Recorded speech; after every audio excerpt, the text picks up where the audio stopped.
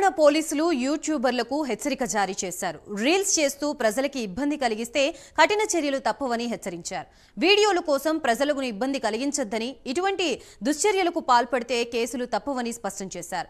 నిన్న కుకట్పల్లిలో ఒక యువకుడు ట్రాఫిక్ మధ్యలో నోట్లు విసురుతూ రీల్స్ చేశాడు.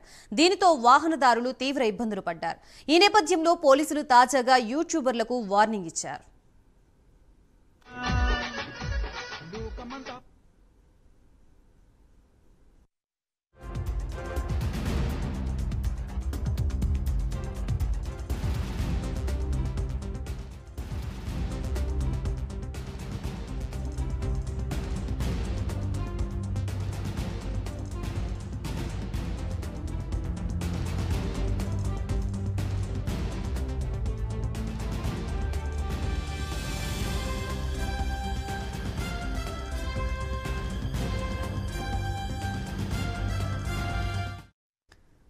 తెలంగాణ పోలీసులు యూట్యూబర్లకు హెచ్చరిక జారీ చేశారు. రీల్స్ చేస్తూ ప్రజలకు ఇబ్బంది కలిగిస్తే కఠిన చర్యలు తప్పవని హెచ్చరించారు.